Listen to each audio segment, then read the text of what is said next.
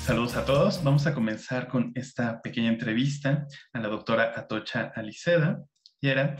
Ella es investigadora del Instituto de Investigaciones Filosóficas y una de las lógicas más reconocidas en el mundo de habla hispana. Entonces, hoy vamos a entrevistarla en torno a la relación académica que tuvo con el doctor José Alfredo Amor, que fue maestro de muchos de nosotros. Entonces, muchas gracias, Atocha, por haber aceptado esta entrevista. Con todo gusto. Y me gustaría comenzar preguntándote cómo fue que comenzó tu interacción académica con José Alfredo. ¿Qué es lo que más recuerdas de esto? Claro que sí. Mira, yo soy originalmente matemática de la Facultad de Ciencias de la UNAM. Entré en 1985, salí en 1991, aproximadamente, 90-91. Y en ese entonces, el contexto, me gustaría decirlo, no había una carrera de computación propiamente. La carrera era de matemáticas, o de física, o de biología, o de actuaría. Estas 4 carreras había en la facultad. Y yo me interesé muy pronto por la lógica. Y algo que ha tenido ese departamento de matemáticas en la UNAM, de la Facultad de Ciencias, es que ha tenido excelentes lógicos, de los cuales uno de ellos, José Alfredo Amor, era pues uno de los mejores profesores. Sin embargo, es interesante notar que con quien yo me formé, en tanto que tomé todos los cursos de lógica y después hice tesis, la tesis de licenciatura fue con Carlos Torres. Entonces, a mí misma me sorprende, pero yo no tomé un curso con José Alfredo. Sin embargo, en ese entonces dije que no había computación porque algunos estábamos muy interesados en cuestiones de computación, aunque no había ninguna materia oficial. Bueno, creo que había una de historia, pero no nada técnico.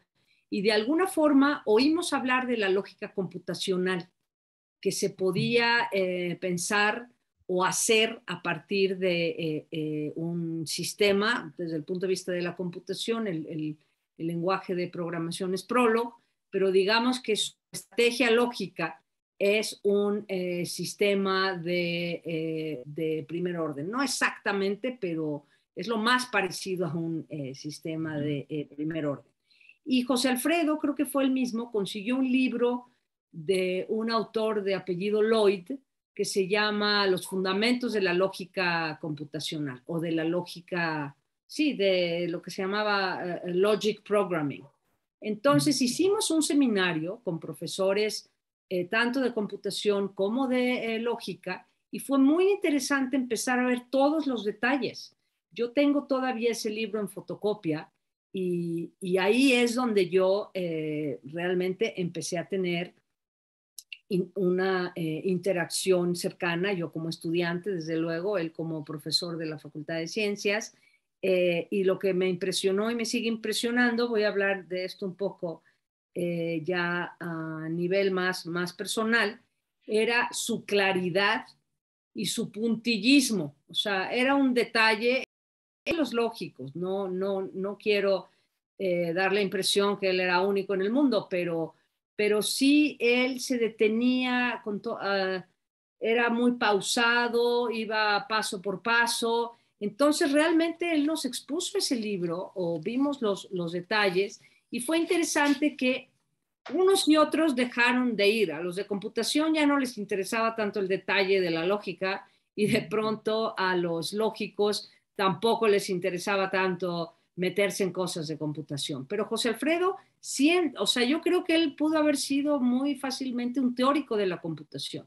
No aprendió a programar, pero entendía al menos de este paradigma lógico sus principios muy bien. Entonces esas fueron mis primeras interacciones, y repito, lo que más recuerdo es este seminario de lógica computacional. Y supongo que a partir de esta interacción y también de el estudio de estos temas, surgió tu tema de trabajo para la tesis. ¿José Alfredo participó de alguna manera en este proceso? Absolutamente sí, y de hecho me hizo sufrir, afortunadamente solo una noche, la noche anterior al examen, pero déjame ir por partes. Yo, bueno, como dije, tenía un interés especial en la lógica, en la lógica y en la computación, aprendí a programar, pero estaba yo en ese entonces y todavía muy interesada en la cuestión de didáctica. Entonces, lo que yo decidí hacer fue un programa de computadora. Ahora parece la cosa más, pero en ese entonces no era tan trivial, programado en Prolog para introducir a los alumnos a la lógica proposicional. En realidad lo que hacía era cuestiones que reconocía cadenas de símbolos para ver si eran fórmulas o no.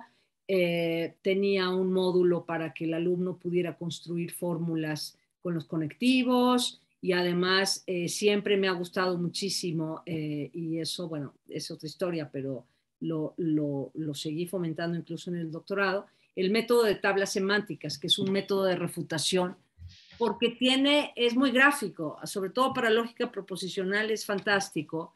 Tiene una representación en árboles, que también son representaciones muy de computación. Y entonces yo hice ese sistema, mi director, Carlos Torres, me guió, probaba, yo tenía mis ejemplos, etcétera. Pero lo que quiero comentar, se involucró en esto José Alfredo. Yo tuve con él una o dos sesiones a profundidad, él quería saber todo. Algo que era interesante es que él siempre fue pues maestro y alumno, ya veremos más adelante en qué sentido, pero él quería aprender de mi tesis más que juzgar mi tesis. Sin embargo, me llama por teléfono la noche anterior y me dice, oye Atocha, aquí hay un tema que no entiendo. Acabo de probar tu sistema con tal ejemplo y me sale error, error. Y yo dije, y me dice, y no entiendo por qué no funciona. No recuerdo ni el ejemplo en este momento, pero sí recuerdo que en ese momento dije, qué bueno que no me hizo esta observación durante el examen. Y lo que le dije fue, ¿sabes qué, José Alfredo? Bueno, el programa pues, no está lo suficientemente probado y ahí me falló un caso o me falló algo. Entonces, mañana en el examen voy a explicar por qué no funciona y cómo va a funcionar. ¿Te parece? Y me dijo, sí, claro.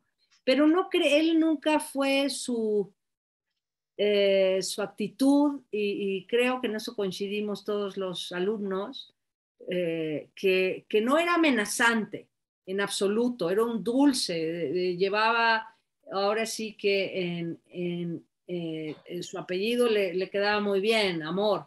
Sin embargo, muy suavecito, te decía unas cosas que te destrozaban. Entonces, esa fue la anécdota. Yo me recibí en 1900, hijo, ya no me acuerdo, en el 90 o en el 91. Y entonces, sí, por ahí. La verdad es que en este momento no lo tengo claro. Y entonces ya es que me fui a hacer un doctorado y por un tiempo al menos nos perdimos la pista. Perfecto. Y sí, recuerdo, tú hiciste tu doctorado en la Universidad de Stanford, ¿verdad? Bajo la dirección de Johann van Banten.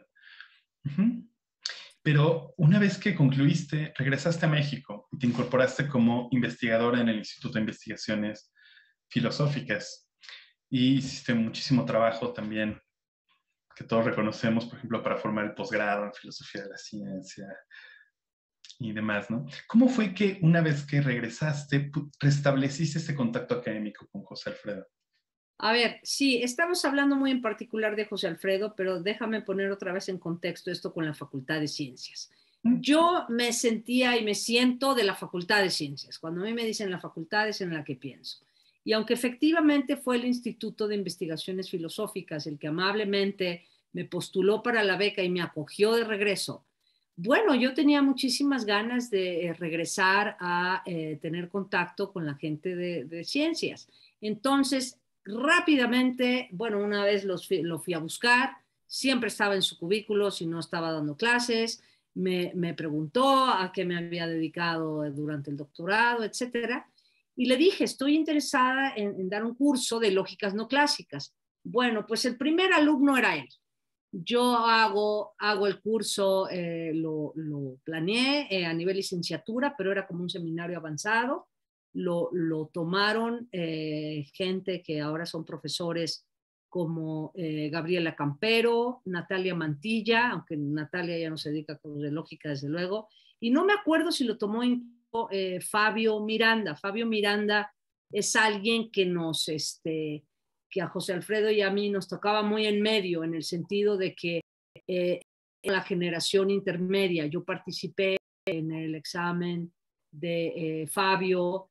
En fin, esto es para decir que yo regresé al instituto y mi adscripción y el posgrado o programa académico en el que yo más me involucré fue filosofía de la ciencia, pero desde la lógica. A mí me dieron la misión en ese posgrado de enseñar lógica. Enseñé con el Enderton, que es un libro que también fue para José Alfredo muy importante. Y ahí fue donde volvimos a tomar contacto. Otra vez, quiero decir que a mí me impresionaba, yo no he conocido otro profesor y de hecho para mí es un ejemplo que hasta cierto punto he tratado de seguir, yo sobre todo con los postdocs que vienen a trabajar conmigo, pues me parece una excelente oportunidad para aprender de ellos, entonces voy a sus clases, pero quizás si no hubiera visto eso en la figura y en la actitud de José Alfredo, pues no lo hubiera hecho, quién sabe, ¿no? Entonces así fue como retomamos, no sé si comentaste ya el año, pero estamos hablando, yo regresé a México en julio de 1997 y yo estaba al siguiente semestre dando este curso. Después di otros 2 o 3, pero ya no fueron tan seguidos, justamente porque pues mi misión, o mejor dicho, mi responsabilidad estaba en otro lado. Perfecto. Bueno, algo muy, muy interesante que salieron a partir de estas interacciones, a mí es el trabajo de doctorado de José Alfredo. Tienes razón en que José Alfredo toma mucho esta actitud de alumno, ¿no? Algo que como de estar interesado en ir aprendiendo cosas nuevas, ¿no? Algo que creo que también compartía a veces con Carlos Torres, ¿no? Recuerdo siempre diciéndonos que ellos se sentían principiantes porque siempre, nunca pasaban de los libros de introducción a tal tema y lo estudian con mucho cuidado, ¿no? Y creo que eso mostraba cierta humildad de parte de ellos, ¿no? Y justo Bueno, algo que me parece increíble y notable es que durante este tiempo surge la idea de que él haga su doctorado y tú eres su directora de tesis doctoral. Entonces, ¿qué nos podrías contar sobre este proceso, ¿no? Que es claro. bastante peculiar, ¿no? Mira, yo esta historia la cuento, me estás dando una oportunidad magnífica, nunca la he contado en una entrevista, pero déjame empezar por el final. Yo tuve la oportunidad de arreglar uno de sus artículos que dejó póstumo sin arreglar, y en el boletín de la Sociedad Matemática Mexicana me invitaron también a hacer un texto que yo le llamé Recordando a José Alfredo Amor Montaño de Teoremas y Corolarios. Esto estoy saltando hasta el 2013. Y aquí cuento esa historia justamente, pero déjame otra vez ponerla en contexto. En el año 99 me comenta José Alfredo que él acababa de escribir un libro publicado por Ciencias, por las Prensas de Ciencias, y se llamaba, aquí lo tengo, Compacidad en la lógica de primer orden y su relación con el sistema de completos. Algo que quiero decir aquí antes de otro punto es que aunque su enfoque yo creo que era principalmente semántico, los lógicos, como probablemente saben, y esto es más por preferencia o por formación que otra cosa, se dividen en dos, o los que les interesa la teoría de la demostración o los que les interesa la teoría de modelos. Y yo creo que José Alfredo estaba más inclinado a la teoría de modelos, porque él creo, la teoría de conjuntos, digamos que era su otra especialidad, quizá por eso, y en fin, pero como dice el título, al querer hablar de un teorema metalógico como el de completud y compacidad. Bueno, compacidad sí es meramente semántico, pero tiene una versión sintáctica también. Y en una demostración de un teorema de completud, lo que tú quieres realmente es hacer converger estos dos enfoques. Entonces, él me regala un ejemplar y me dice, oye, me encantaría que participaras en la presentación del libro. La presentación del libro va a ser tal fecha. Estaba ya el anuncio, todo.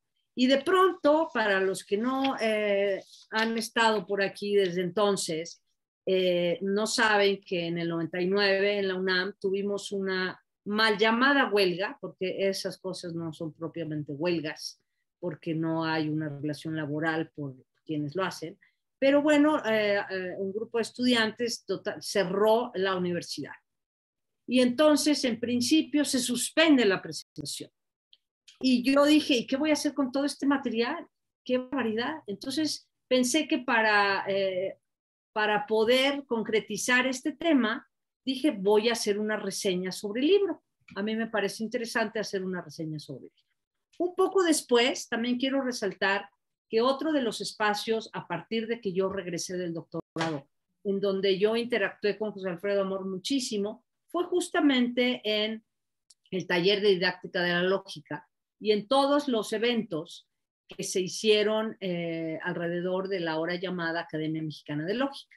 Entonces, hubo un congreso, esto fue, si recuerdo bien, en Jalapa, y yo tenía unas dudas, estaba, repito, escribiendo esa reseña, nos quedamos, de hecho, José Alfredo y yo desayunando, de hecho, nos clavamos tanto en hablar de su, no sabíamos en ese entonces, pero en lo que se convirtió su proyecto de doctorado, que ya no fuimos a las primeras dos charlas. Nos quedamos realmente platicando y además son temas de lógica, pero él era muy, yo disfrutaba mucho estas pláticas, aunque no sean muy informales, pues, ¿no? Y yo le dije, oye, José Alfredo, aquí tienes tú algo inconcluso. Incluso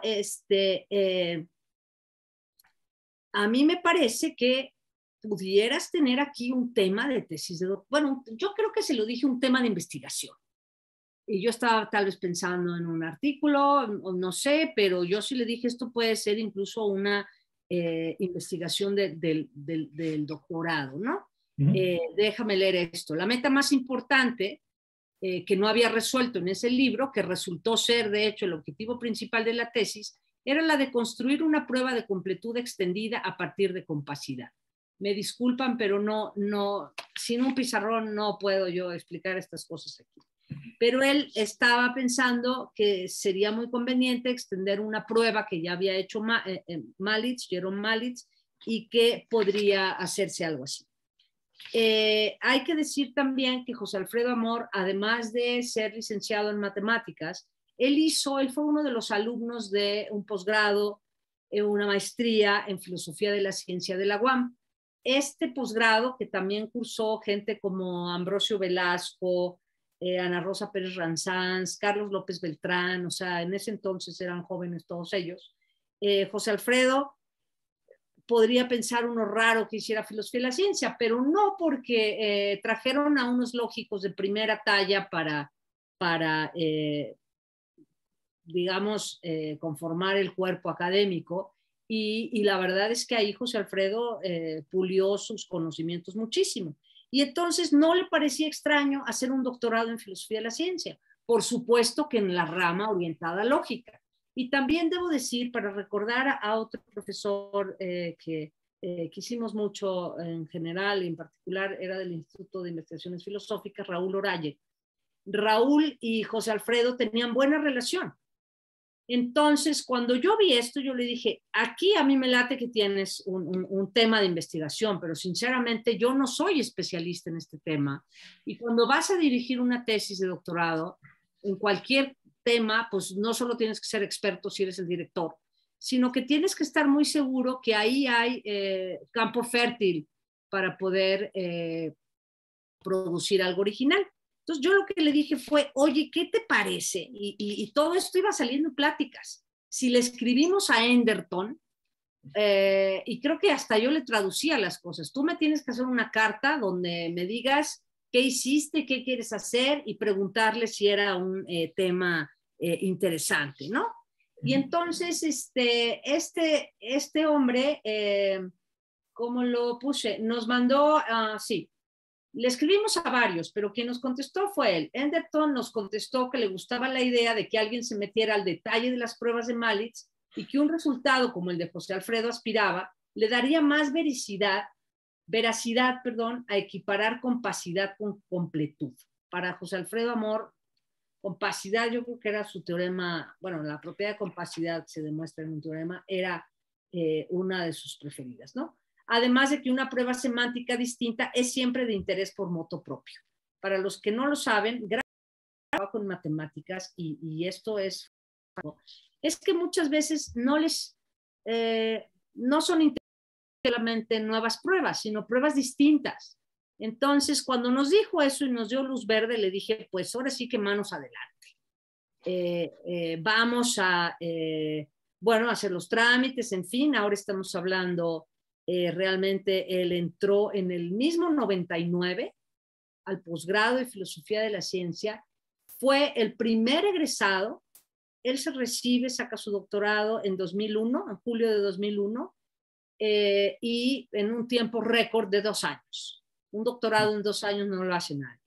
Ahora, claro, esto también, y se lo quiero comentar a los alumnos en general, esto da una idea que cuando tú entras a hacer un proyecto de doctorado, donde ya tienes clarísimo lo que tienes que hacer y que ahí hay, digamos, un campo fértil, tú no te tienes por qué tardar mucho más que 2 años, pero no deja de ser impresionante y obviamente nuestra, ¿cómo se llama este índice? Nuestra eficiencia terminal pues subió como bólido y fue algo maravilloso. Y la verdad es que este trabajo, si bien una de las cuestiones que siempre insistimos en, y yo sigo insistiendo en este posgrado en Filosofía de la Ciencia, es lo siguiente. Aunque el trabajo sea una aportación, vamos a decir, lógico-matemática, que puede ser, de hecho, figuras como Russell, como el propio Frege, pues ¿qué eran? ¿Filósofos o matemáticos? Eran lógicos. Y un lógico es tanto filósofo como matemático. Entonces siempre hay, y lo hizo muy bien José Alfredo, siempre hay que tener una aportación, en este caso en el área de la lógica, por sí misma es una demostración interesante, pero también tiene esta tesis una reflexión filosófica. Y esto, la verdad es que fue algo fantástico. Si me permites leerlo, porque hace un momento estaba yo leyéndolo, quiero decirlo.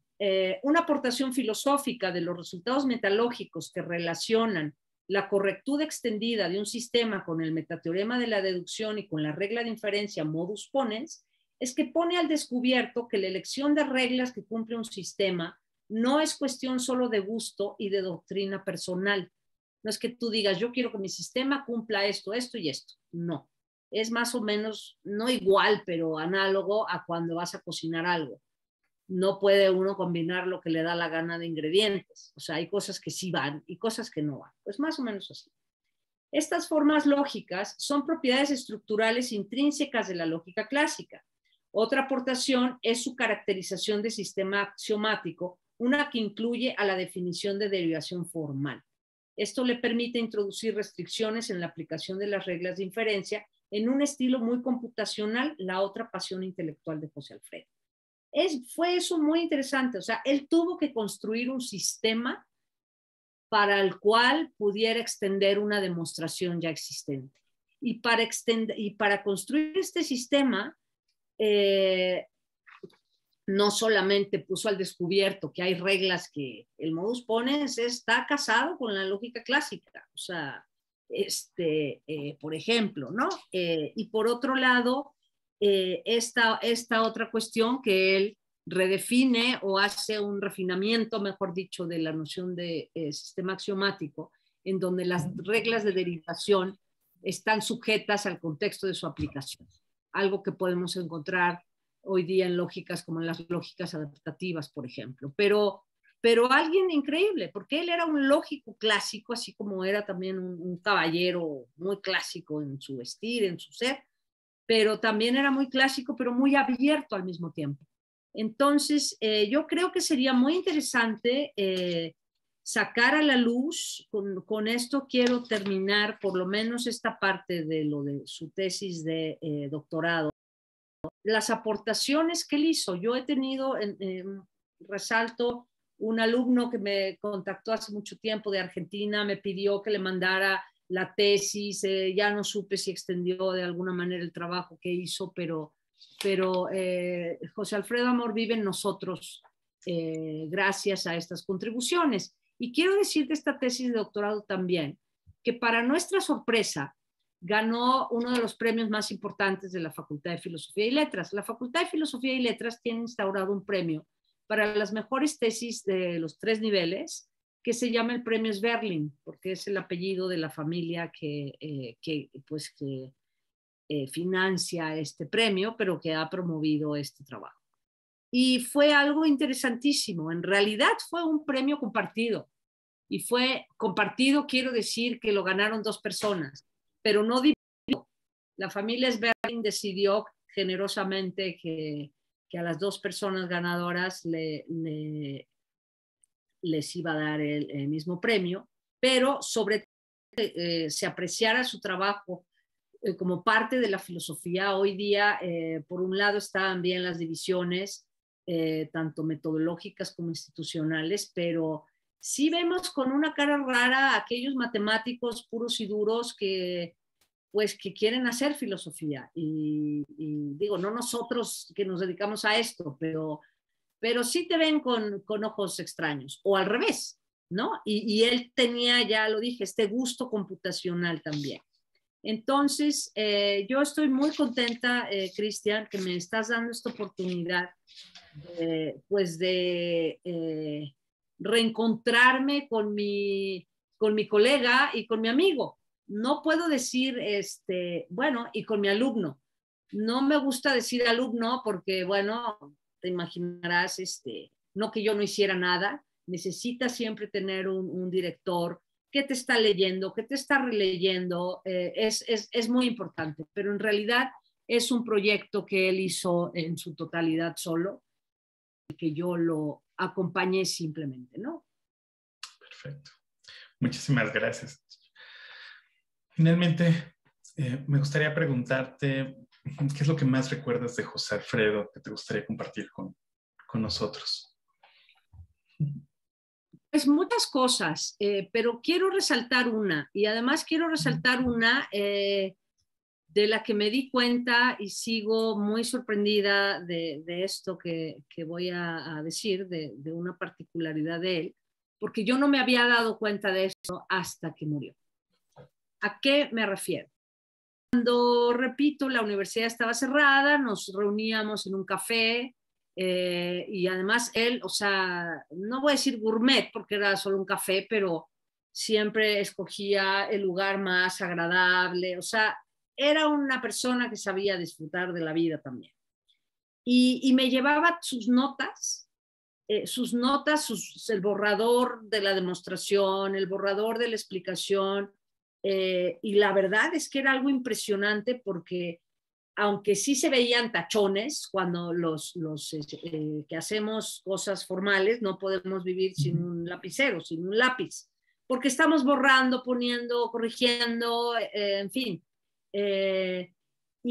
Pero parecía más bien un estudio así como impresionista o puntillista, llevaba todo ahí y me lo iba explicando como si fuera un mapa y me lo iba explicando. Y a mí me parecía que sus notas ya, de hecho, ya en sí eran pues la versión final. Y me parecía un mago, o sea, decía, ¿cómo le hace para traer ya todo perfecto, todo escrito? Claro que muchas veces le hacía muchas preguntas, porque sí le decía a José Alfredo, yo tengo que entender todo lo que tú has hecho para poderte juzgar y para darte retroalimentación. Desgraciadamente, sin embargo, cuando ya enfrentamos su muerte y años después, ya lo dije, la Sociedad Matemática Mexicana me invita a escribir en un volumen, en uno de los volúmenes que que le dedicaron a él. De hecho, si lo pueden ver, ahí sale su foto. Me costó muchísimo trabajo rehacer su artículo. Bueno, rehacer en el sentido de que ya había una dictaminación y además como era de la relación entre lógica y topología, yo no sé topología. Otra vez estaba el teorema de compacidad. Yo creo que ese era su teorema preferido. Pero a mí me costó muchísimo trabajo, repito, no solo porque yo no conocía el tema de la topología, en topología a profundidad, pero porque me faltaba José Alfredo justamente para que me explicara. De pronto decía, ¿pero qué quiso decir aquí?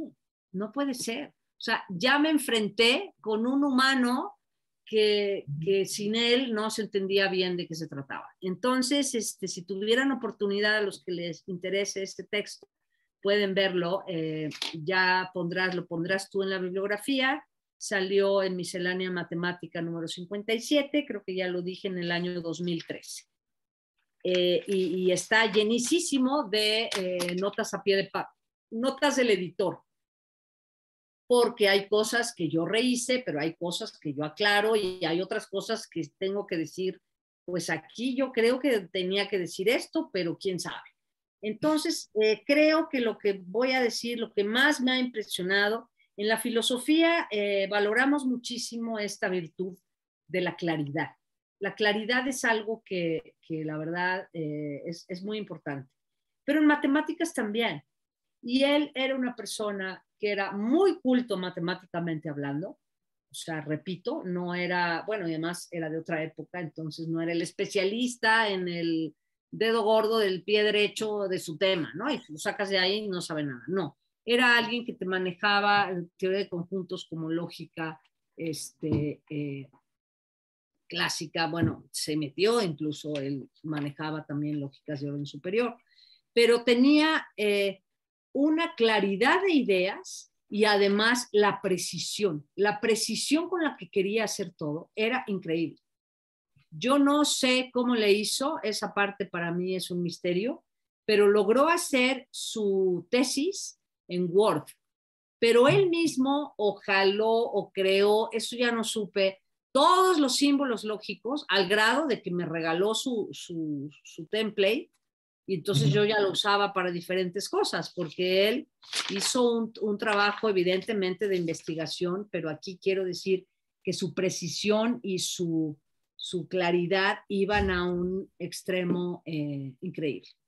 Entonces, lo que más recuerdo, y era una persona muy ligera, disfrutaba de la vida, muy, muy agradable pues estar con él.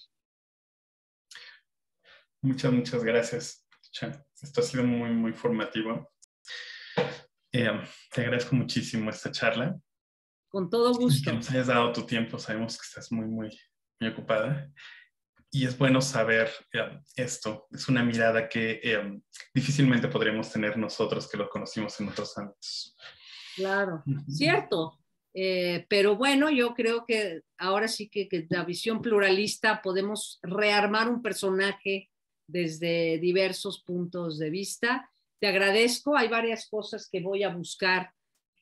Bueno, varias cosas. Una foto, por ejemplo, de cuando se recibió, que yo estoy con él. Igual te interesa tenerla, porque sí será muy interesante, no solamente, que es muy importante para honrar su memoria, sino para recuperarlo por las contribuciones, ahora sí, técnicas y no tan técnicas que él hizo, y que puedan los estudiantes como tú, bueno, estudiantes, tú ya eres profesor, pero quiero decir, los que fueron estudiantes con él, pero incluso más abajo, pues se puedan beneficiar de sus temas y de su actitud de profesor, ¿no? Que era impecable. Muchísimas gracias, Tocha. No, pues a ti me ha dado muchísimo gusto participar en esto y pues seguimos extrañando a José Alfredo, lo seguiremos extrañando, pero también recordar a nuestros muertos de estas formas tan lindas es revivirlos, ¿no? Porque finalmente los que nos quedamos acá somos nosotros y pues es una manera de traerlos de regreso. Muchas gracias, Cristian. Gracias a ti.